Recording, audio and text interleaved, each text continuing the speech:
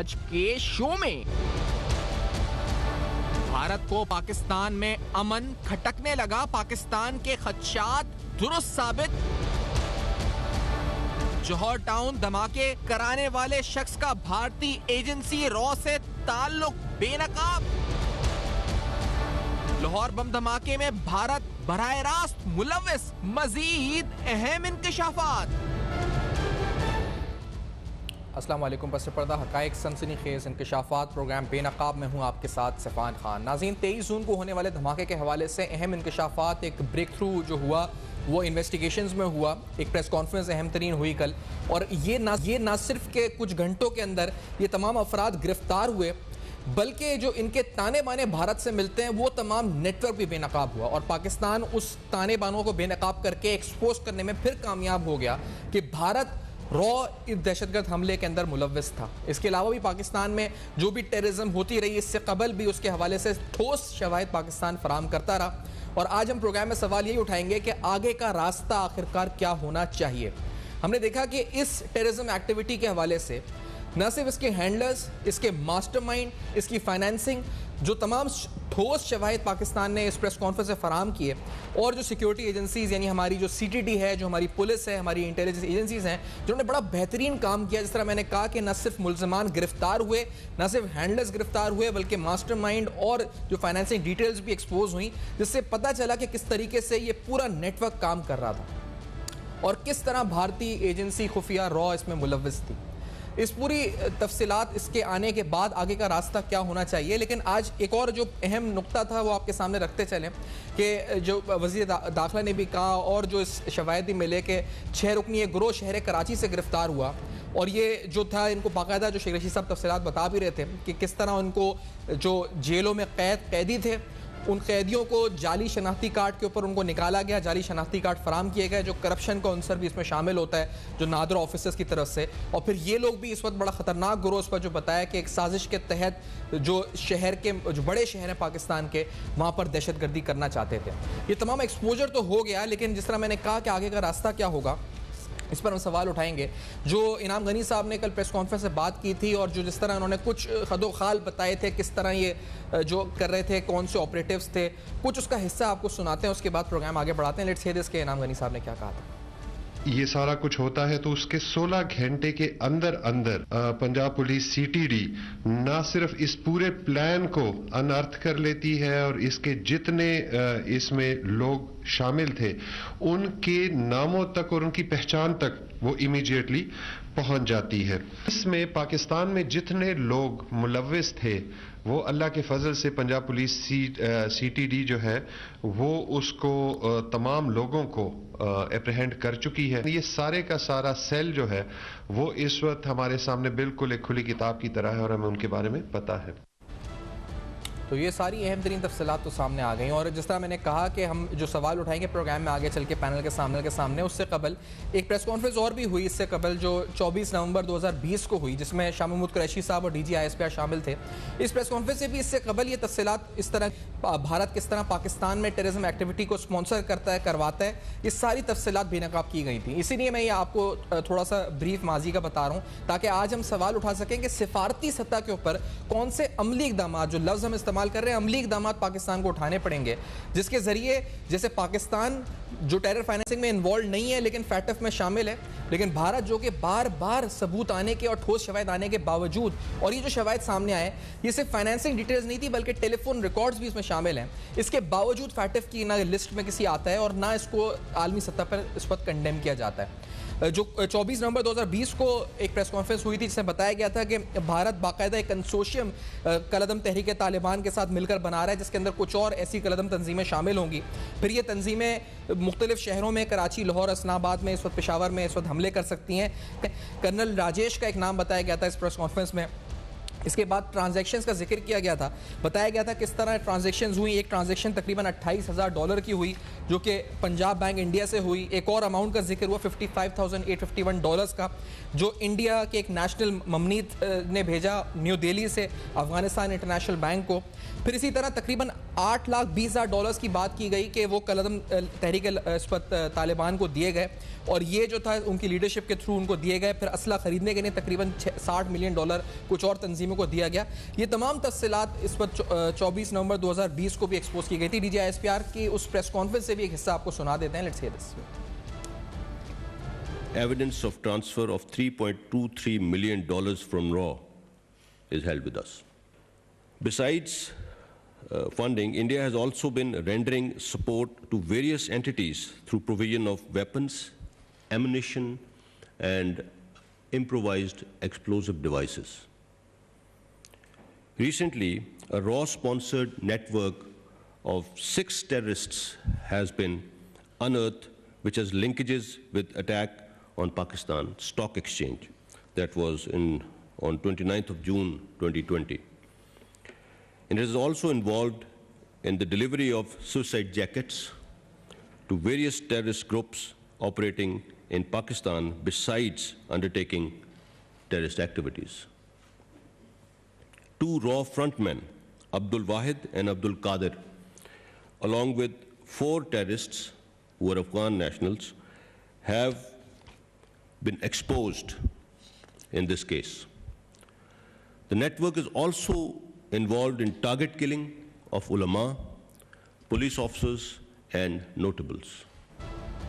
ये आपने तफसीलात देखी जो इस प्रेस कॉन्फ्रेंस में बताई गई, यानी ये तमाम तफसीलात डोजियर की सूरत में पेश की गई थी और बताया गया था किस तरह ठोस शवाहिद मिल चुके हैं कि ये तमाम भारत एक्टिविटीज़ में इन्वॉल्व है। और फिर शाहिद कुरैशी साहब ने भी इस पर जिक्र किया था और उन्होंने क्या कहा था इस प्रेस कॉन्फ्रेंस में। Let's hear this also.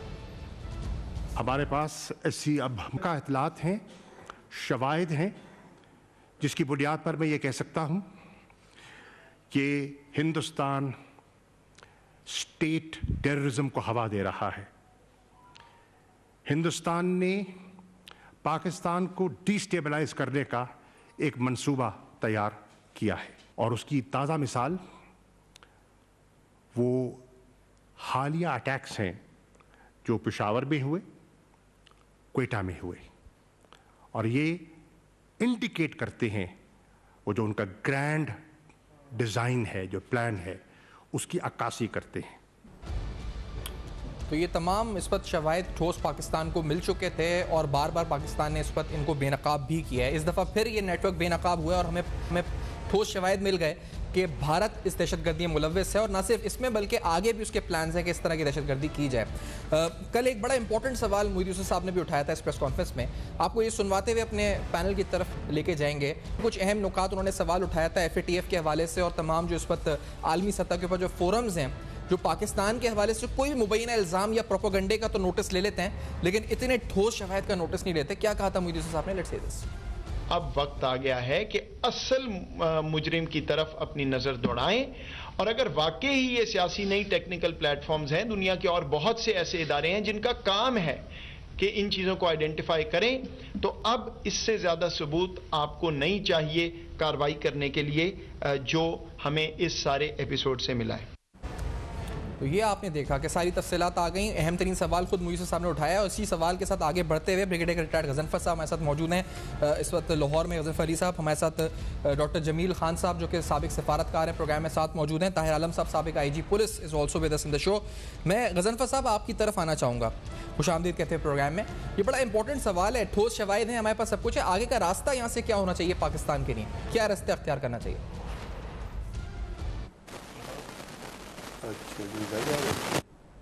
जी गजनफर साहब, तो मेरी आवाज़ आ रही है? ठीक है, तो गालिबन उनकी आवाज़ में कुछ इस पर प्रॉब्लम है टेक्निकल, जिसको हम सॉल्व करते हैं। इस ब्रेक के बाद वापस आते हैं अपने गेस्ट के साथ। अहम तरीन सवालात, उनके जवाबात। पाकिस्तान एक बार फिर बेनकाब करा है भारत का चेहरा पाकिस्तान है दुनिया के सामने। जो ठोस शवाहिद सामने है उसकी रोशनी में कुछ अहम सवालात उठाएंगे। इस ब्रेक के बाद हमारे साथ रहेगी।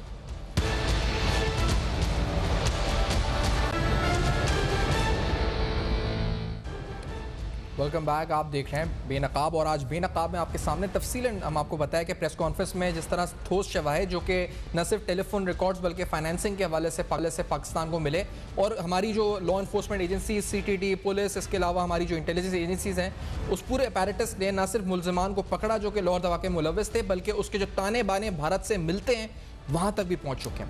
मेरे साथ गजनफर साहब, ब्रिगेडियर रिटायर्ड गजनफर अली साहब प्रोग्राम में साथ मौजूद हैं, जिस टाइम उससे बात करना चाह रहे थे, हो नहीं सकी थी। गजनफर साहब, इससे आगे क्या होना चाहिए, पाकिस्तान को क्या करना चाहिए? यहाँ तक तो सबूत मिल गए, पहले भी मिले, आगे अमली तौर पर क्या सिफारती सतह पर होना चाहिए? बहुत बहुत शुक्रिया खान। पाकिस्तान ने पहले भी एक डोजियर जमा कराया था, उसके अंदर भी सारा फ्रेंजिक भी था, टेलीफोन रिकॉर्ड्स भी थे, चैट्स भी थी, हर चीज़ जो डॉक्यूमेंट्री तौर पे चाहिए होती है दहशतगर्दी की वारदातों को साबित करने के लिए, और उसके अंदर जो लोग इन्वॉल्व होते हैं उनको बेनकाब करने के लिए। क्योंकि बारहा ये कहा जाता है कि बाज़ जराइम ऐसे होते हैं जिसमें सबूत मिलना मुश्किल होता है, लेकिन इस दफ़ा अल्हम्दुलिल्लाह हमारी पुलिस ने, CTD ने, इंटेलिजेंस एजेंसीज ने इससे पहले भी काम किया और बड़ा डिटेल्ड काम किया। यानी आपके जो टेलीफोन कॉल के रिकॉर्ड्स हैं वो भारत का जो नेशनल सिक्योरिटी एडवाइज़र है अजीत कुमार डोभाल उस तक जाते हैं। अब पाकिस्तान ने ये तमाम चीज़ें मुकम्मल करके, कल आपने प्रेस कॉन्फ्रेंस कर दी, उसमें IG भी थे, नेशनल सिक्योरिटी एडवाइज़र भी था, इंफॉर्मेशन मिनिस्टर भी था। अब होना ये चाहिए कि इस वक्त मुझे भारत के ऊपर इमीडिएटली सैंक्शंस लगनी चाहिए। जैसे आप माजी में जाइए, पाकिस्तान को बारहा टारगेट किया गया कश्मीर के हिसाब से कि जी पाकिस्तान कश्मीर में इंटरफेयर कर रहा है, या वहाँ पे पुलवामा में एक फॉल्स फ्लैग ऑपरेशन करा के एक पीछे जैश मोहम्मद का झंडा लगा के एक किसी स्टूपिड से लड़के को खड़ा कर दिया। और उसी दिन जिस दिन ये वाक़या हुआ और जिस दिन उन्होंने ये वीडियो रिलीज़ की, उस दिन FATF में, पेरिस में FATF का इजलास हो रहा था। अभी भी FATF का इजलास ख़त्म हुआ है, अमेरिकन फोर्सेस निकले हैं, पाकिस्तान ने कहा हम बेसिस नहीं देंगे, तो उसके फ़ौरन साथ ही जॉर्ज टाउन वाला अटैक हो जाता है। अब इसके अंदर तमाम चीज़ें जो हैं वो कनेक्टिविटी से चल रही हैं। ये नहीं है कि हैपहैज़र्ड हैं कि एक चीज़ लाहौर से जमा हुई है तो एक चीज़ अफगानिस्तान से जमा हुई है।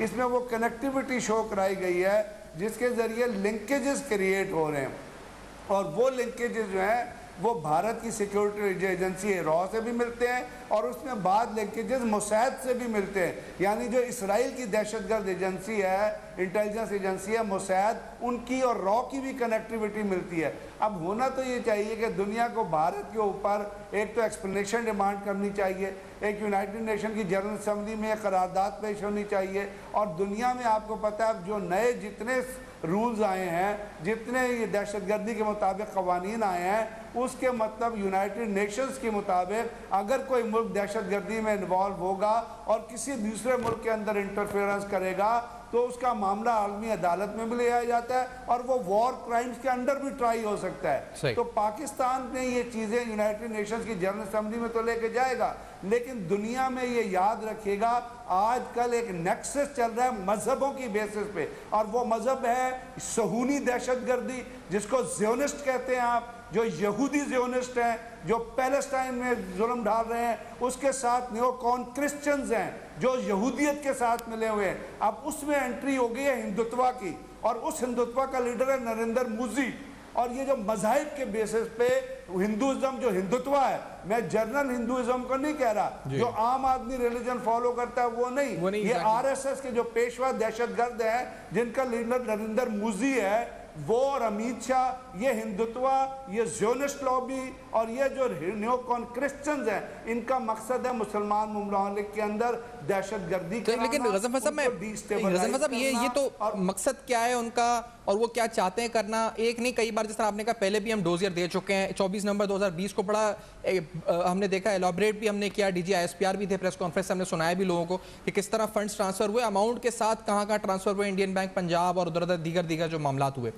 तो यहाँ से आप कह रहे हैं हमें सैंक्शंस लगानी चाहिए, क्या हमें उनके डिप्लोमेट्स को भी तलब करना चाहिए, बोलना चाहिए सीनियर डिप्लोमेट्स को बुला के ये क्या कर रहे हैं इस वक्त आप लोग, या ये क्या आलमी इदारे नोटिस लेंगे, उनका इखलाक जागेगा या उनकी इस वक्त ज़मीर जागेगा? ये तो हम कब तक इंतजार में बैठे रहेंगे इसके कि कुछ होगा? देखिए आलमी अदालत में ना कोई ज़मीर है, ना कोई इखलाक है, और ना दुनिया में जो रिलेशंस होते हैं वो इखलाक और ज़मीर की बेसिस पे चलते हैं। ना पाकिस्तान तो सैंक्शन लगा सकता है, जैसे आज एक स्टेटमेंट आ रही थी कि बैकडोर डिप्लोमेसी ख़त्म कर रहे हैं। हम डिप्लोमेसी करते क्यों हैं उनके साथ? इंडिया आपका दुश्मन है और दुश्मन रहेगा जब तक नरेंद्र मोदी और अमित शाह और अजीत कुमार डोभाल जैसे लोग इंडिया में दहशतगर्दी के जरिए सरपरस्ती कर रहे हैं। हमें ये चीज़ें इंटरनेशनल कोर्ट्स में लेके जानी है, हमें एक मुकदमा इंटरनेशनल आलमी अदालत में डायल करना चाहिए, और ये सबूत उधर पेश, अगर कलभूषण का मुकदमा आलमी अदालत में जा सकता है तो नरेंद्र मोदी जिसको ऑलरेडी अमेरिका में बैन किया गया था एंटर होने के लिए गुजरात के फसादात के ऊपर, और ये कहा गया था कि ये दहशतगर्द है, अमेरिका नहीं आ सकता, तो ये मुकदमा हम कॉम्प्रिहेंसिवली लेके जनरल असेंबली में और आलमी अदालत में और इंटरनेशनल कोर्ट ऑफ जस्टिस में क्यों नहीं जा सकते? This comes under war crime कि आप एक पीसफुल मुल्क के अंदर अपने लोगों के जरिए दहशतगर्दी करा रहे। लेकिन हमारे यहाँ तो आज तक कुलभूषण यादव को भी मेहमान बना के रखा हुआ है। अब क्या दुनिया में जासूसों को, दहशतगर्दों को मेहमान बना के रखा जाता है? ही शुड बी हैंग्ड, उसके as per the law of Pakistan. लेकिन हम अच्छा, इस पे आप जो कह रहे हैं कि हमें थोड़ा एग्रेसिव होना पड़ेगा सिफारती सतह के ऊपर, मैं एम्बेसडर जमील आपकी तरफ आना चाहूंगा कि हम क्या कर सकते हैं कि हमारे पास ऑप्शंस हैं। हमने कई बार आपसे भी सवाल पूछा है, दीगर हवाले से भी डिस्कस हुआ है, जो भी इंटरनेशनल कोर्ट ऑफ जस्टिस और दीगर फोरम जिनका जिक्र हुआ है, लेकिन ये हम बार बार प्रेस कॉन्फ्रेंस में डोजियर्स भी दे चुके हैं। लेकिन इसके बावजूद अब इससे आगे क्या है, क्या करना होगा पाकिस्तान को? एम्बेसडर जमील साहब, सिफारती सतह के ऊपर।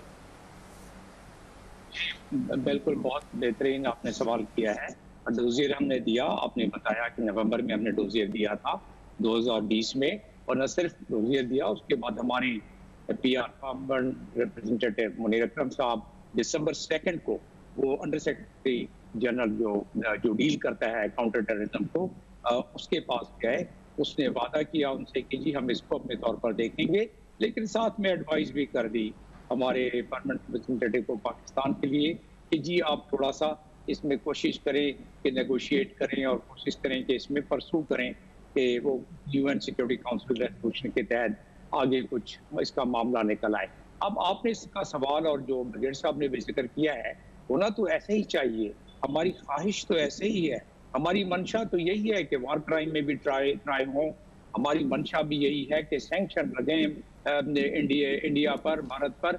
लेकिन उसके लिए जिस तरह के मुल्कों में कानून होते हैं, इसीलिए इसी तरह इंटरनेशनल कानून भी हैं, जो कि उसको आप कह सकते हैं कि चलें कानून हर जगह अंधा होता है और बायस भी हो सकता है, लेकिन किसी न किसी तरीके से उसको आपने किसी सिस्टम में डाल के, यही ख्वाहिश जो हम इज़हार कर रहे हैं और बाकी चैनलों पे जिसका इजहार हो रहा है, उस ख्वाहिश को अमली जामा पहनाने के लिए 2-3 चीजें हैं। एक तो ये कि यूनाइटेड नेशन के में कोई मुल्क किसी और मुल्क के अंदर जाके अपना तफसील फैलाता है, इंटीग्रिटी और सॉवरेनिटी को चैलेंज करता है, तो यूनाइटेड नेशंस के चार्टर की खिलाफ वर्जी करता है। अब आप बात कर लें डोसियर की, डोसियर हमने सबमिट किया, हमसे अंडर सेक्रेटरी जनरल ने वादा किया, सेक्रेटरी जनरल ने नहीं, अंडर सेक्रेटरी जनरल ने, और उसके बाद कुछ भी नहीं किया।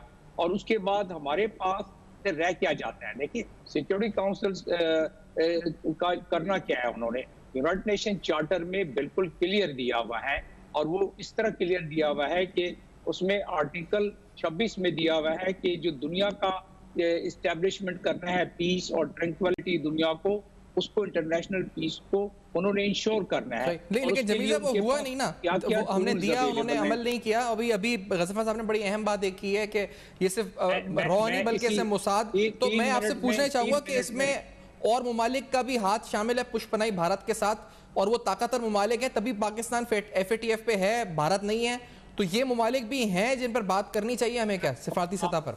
जमील साहब,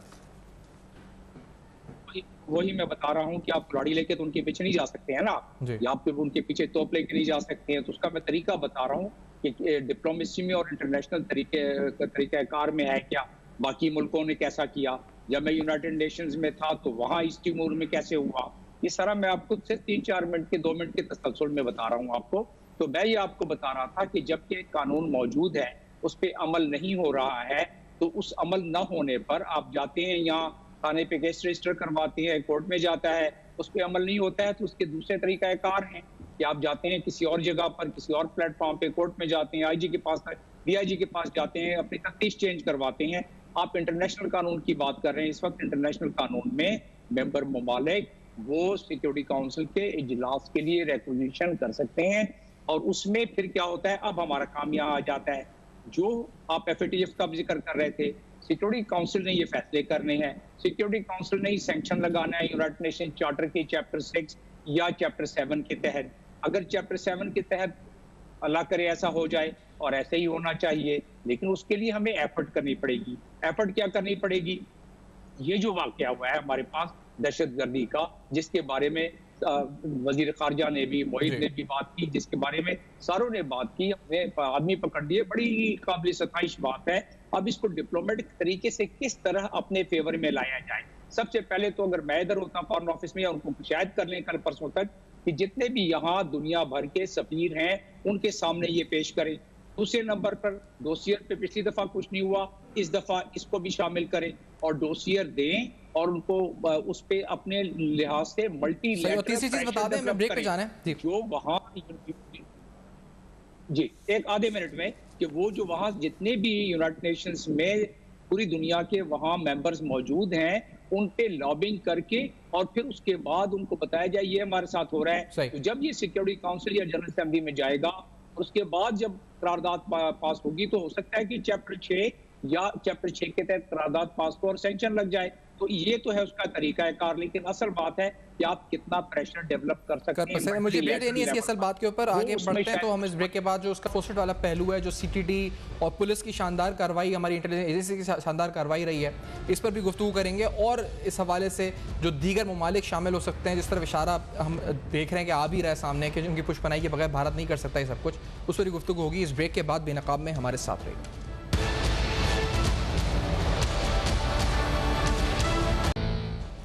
वेलकम बैक, आप देख रहे हैं बेनकाब, और आज बेनकाब में आपके सामने तफसीलन जो बेनकाब भारतीय नेटवर्क हुआ है इस पर बात कर रहे हैं। ताहिर आलम साहब, आपसे पूछना चाहूँगा, क्योंकि जो लॉ इन्फोर्समेंट ने काम किया है, 16 घंटों के अंदर बंदे गिरफ्तार, फिर ताने बाने मिल गए, सब कुछ हो गया, आपकी इंटेलिजेंस एजेंसीज, आपकी पुलिस, सीटीडी, और ये इस दफ़ा नहीं, इससे पहले कराची स्टॉक एक्सचेंज का वाक़या भी आप देखें तो मिसाल है हमारे सामने, पुलिस भी अब शामिल हो गई है अच्छी कारकर्दगी में। ताहिर आलम साहब, इन दो रिसेंट वाक़यात में देखें तो जी, इसमें जितनी भी तारीफ की जाए कम है। जब इस किस्म का कोई भी दहशतगर्दाना कार्रवाई का मनसूबा बनाता है, और ख़ास तौर पर जब कोई बैरूनी अनासर, बैरून मुल्क के अनासर शामिल हों, तो वो कोई लूप होल नहीं छोड़ते, कोई ऐसी चीज़ नहीं छोड़ते कि उन्हें पकड़ा जा सके। लेकिन हमारी मेहनती और जफाकश पुलिस, सीटीडी और एजेंसियों ने आपस में कोऑर्डिनेशन के ज़रिए से, बाहमी तावन के ज़रिए से चंद घंटों में, एक दिन के अंदर अंदर मुलज़म सारे पकड़ लिए। और फिर एक जो उन्होंने सबसे बड़ी बात ये कि उसके मुतालिक भारत की इन्वॉल्वमेंट के मुतालिक भी सबूत इकट्ठे कर लिए और दुनिया के सामने ले आए। तो मैं समझता हूँ कि ये बहुत बड़ी कारकर्दगी है पुलिस की। हाँ, हम कह सकते हैं कि ये इस किस्म के वाक़यात जो है वो उनकी रोकथाम बिफोर इंसिडेंट हो जानी चाहिए। और इसी तरह हमारा जो सिक्योरिटी सिस्टम है, उसमें जब कोई गाड़ी बारूद लेके फिर रही हो तो वो कहीं ना कहीं चेक हो जानी चाहिए। तो मेरा ख्याल है कि हमें अभी इसकी तरफ भी तवज्जो देनी होगी, अपने इंटेलिजेंस नेटवर्क को मज़ीद बढ़ाना होगा। इसमें हमें अवामी खिदमात, अवाम को शामिल करना होगा, और अवाम यानी पब्लिक, पुलिस और इंटेलिजेंस एजेंसियाँ मिलकर इस दहशतगर्दी के का जो है। और दाई साहब, ये इसमें भी रोशनी डालिएगा कि जो हमने कराची से एक ग्रुप जो पकड़ा गया और 6 लोगों का जो बताया गया कि कैदी थे, कैद से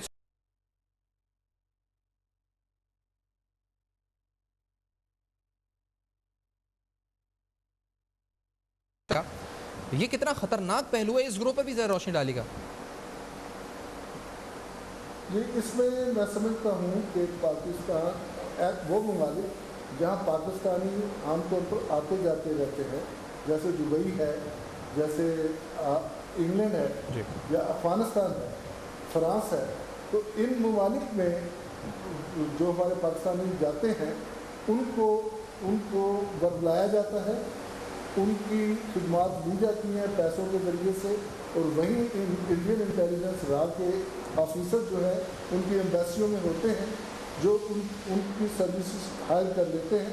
और इसमें हमें ये चाहिए कि हम अपनी एम्बेसीज में जो ऑफिसर लगाते हैं वो सिफारिशों पर ना लगाएं, और उन्हें बाकायदा चुन कर लगाया जाए, बेहतर कारकर्दगी वाले अफसर लगाया जाए, और सिफारिश की बुनियाद पर या उन्हें प्रोटोकॉल ड्यूटियों के लिए न रखा जाए।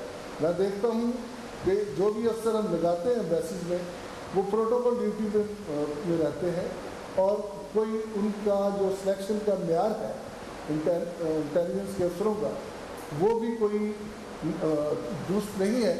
हमें बहुत ज़्यादा काम करने की ज़रूरत है इन तमाम ममालिक में जहाँ राह जो है एक्टिव है, वहाँ से ऑपरेट कर रहा है, चाहे वो बलूचिस्तान के रहती पसंद हों, चाहे वो तहरीक तालिबान के लोग हों, सबको वो इस तरीके से वो ख़रीद रहा है। और अब तो मैं हैरान हूँ कि इंडिया जो है अफ़गानिस्तान में तालिबान के साथ मुज़ाकरात कर रहा है। अब उसके मुज़ाकरात क्या होंगे, मुझे तो ऐसा लग रहा है कि अब इंडिया उन तालिबान से पाकिस्तान में दहशतगर्दाना कार्रवाइयाँ करवाएगा। यकीनी तौर पर हमें उसकी तरफ तवज्जो देनी है। ये तो हमने डोजियर में बताया था कि वो बाकायदा दाइश पाकिस्तान बनाने का मंसूबा बना रहा है। वो वहाँ पर बाकायदा TTP को तहरीक तालिबान को $820 मिलियन फराम कर चुका है। वो बलूचिस्तान में कुछ तंजीमों को $60 मिलियन का असला फराम कर चुका है, वहाँ पर एक तश्कील दे रहा है सेल। तो ये तमाम चीज़ें तो हम डोजियर में बता भी चुके थे। मैं गज़नफ़र साहब आपसे पूछना चाहूँगा, क्योंकि अभी बड़ा तफसीलन बताया था एम्बेसडर साहब ने कि हमें क्या करना चाहिए सिफारती सतह के ऊपर, लेकिन हम कर रहे हैं नहीं कर रहे, क्योंकि ये तो हमने पिछली गवर्नमेंट पे बड़े इल्ज़ामात लगाए थे कि वो थोड़ा उनका स्टैंड है इंडिया की तरफ। ये इस वक्त इस यहाँ पर अब जो गवर्नमेंट है इसके बारे में तो ये तासुर नहीं था, यहाँ पर भी अब यही क्या इल्ज़ामात है कि ट्रेड बहाल कर रहे थे, ये सब कुछ कर रहे थे? अभी पुरानी हुकूमत से एक फ़र्क तो बहुत वाज़ेह है और शुक्र है ये फ़र्क आया है जी कि आपने दुश्मन को दुश्मन कहना शुरू किया और दुश्मन को दुश्मन रिकग्नाइज़ करना शुरू किया। हम हमेशा से कहते हैं कि भारत आपका दुश्मन है, क्योंकि भारत के अंदर ख़ास तौर पर इस वक्त जो लीडरशिप है वो दहशतगर्दी की परवरदा है। RSS दहशतगर्द तंजीम है और उसके लीडर हैं, और इमरान खान साहब ने ये बारहा कहा है, क्योंकि RSS के लोगों ने ख़ुद किताबें लिखी हैं। गोलवालकर ने जब किताब लिखी थी उसने यही कहा था ना कि इंडिया में सिर्फ हिंदू रहेंगे। अब बात यह कि हमने इतना जहाँ तक हम पहुँचे हैं उसके अंदर हमारी एफ़र्ट्स को फर्दर इंटेंसिफाई होना है। हमारे यहाँ जो मुझे जो चीज़ें हैं उसमें नादरा के ऊपर मुझे लगता है कि काम करने की ज़रूरत है नादरा को, क्योंकि बहुत सारे ऐसे ID कार्ड जारी हो चुके हैं, आपको पता है, और वो ज़्यादातर उन लोगों से ताल्लुक़ रखते हैं अफ़गान महाजिन से जो पाकिस्तान में आके रिहाइश पजीर हो गए और यहाँ उन्होंने जायदादें बना ली और बहुत सारा काम कर लिया, फिर उनसे रिलेटेड लोगों ने बहुत सारे कागजात जो है वो हासिल कर लिए हैं। एक तो इंटरनली आपको बहुत लुकअप करने की ज़रूरत है। एक अच्छी चीज़ जो है वो ये है कि जो हमारे यहाँ हुई है कि हम एक इस वक्त बैटल हार्डन्ड हो गए हैं। न सिर्फ हमारी अफवाज बैटल हार्डन्ड हो गई है, पुलिस बैटल हार्डन्ड हो गई है, FC बैटल हार्ड, बल्कि हमारी एजेंसीज भी बैटल हार्डन्ड हो गई हैं। और जैसे आपने देखा एक नेक्सस अभी CTD का, MI का, SI का पाकिस्तान में चला हुआ, इस तरह अगर सिंध में जाएंगे तो स्पेशल SIU है, उसकी लिंकेज चले हुए हैं, इसी तरह NWFP और बलूचिस्तान। तो ये कनेक्टिविटी इंशाअल्लाह आने वाले दिनों में इंडिया तालिबान जो है अफगान तालिबान वो इंडिया के फोल्ड में नहीं जाएंगे, क्योंकि आपको याद है इन पीक डेज में जब पाकिस्तान के तालिबान पाकिस्तान के खिलाफ ऑपरेशन कर रहे थे, यहाँ पे दहशतगर्दी की वारदातें कर रहे थे, तो अफगान तालिबान उन्हें बारहा इस चीज़ को कहते थे कि आपने अगर कुछ करना है तो अमेरिकन फोर्सेस के खिलाफ करें, वाई यू टारगेट इन पाकिस्तान में। लेकिन चूँकि तहरीक तालिबान को CIA ने रेस किया, उसको NDS ने जो अफगानिस्तान की इंटेलिजेंस एजेंसी है वो इक्विपमेंट प्रोवाइड करती थी, असला प्रोवाइड करती। सवात में जब आपने ऑपरेशन किया, वहाँ से जो असला निकला, जो एक्सप्लोसिव लगा, उस पर मेड इन बनारस की मोहर लगी हुई थी। उस वक्त हमने उनको नहीं बताया कि जी इंडिया जो है सवात के अंदर किस बुरी तरीके से इन्वॉल्व था, क्योंकि हुकूमत ऐसी थी जो FIR रजिस्टर करती थी, गुजरावाला में अटैक होता था, पुलवामा में या अपना किसी और बेस पे FIR रजिस्टर होती थी गुजरावाला में, जिससे इंडिया को तकवीयत मिलती थी। अब जब आप आइडेंटिफाई करें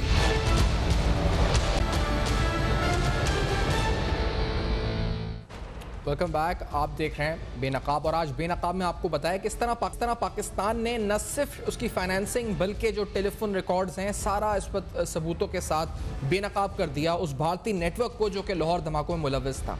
अब सवाल यहाँ से वही है जो कि मोदी साहब छोड़ के गए कि आखिरकार वो तमाम इस वक्त international court of justice, FATF, आलमी इदारे हों, फोरम्स हों, या इस वक्त कोर्ट ऑफ जस्टिस या फिर कोई भी इस वक्त जो ममालिक उनके लिए इस वक्त है जो पाकिस्तान को तो टेरर फाइनेंसिंग की लिस्ट में डाल चुके हैं, जबकि पाकिस्तान के हवाले से कोई ठोस शवाहिद भी नहीं। लेकिन जहां भारत के हवाले से पाकिस्तान एक बार नहीं डोजेस के जरिए कई 24 नवंबर 2020 को और इस दफ़ा फिर शवाहिद सामने ला चुका है। तो इस पर क्या एक्शन होगा, इस पर इदारे एक्शन क्या लेंगे आलमी सतह के ऊपर, इंटरनेशनल कोर्ट ऑफ जस्टिस क्या कर सकता है, सिफारती सतह पर पाकिस्तान को क्या करना चाहिए, ये सारे सवाल उठाए। फीडबैक जरूर दीजिएगा, देखते रहेगा। अब तक अपना बहुत ख्याल रखिएगा।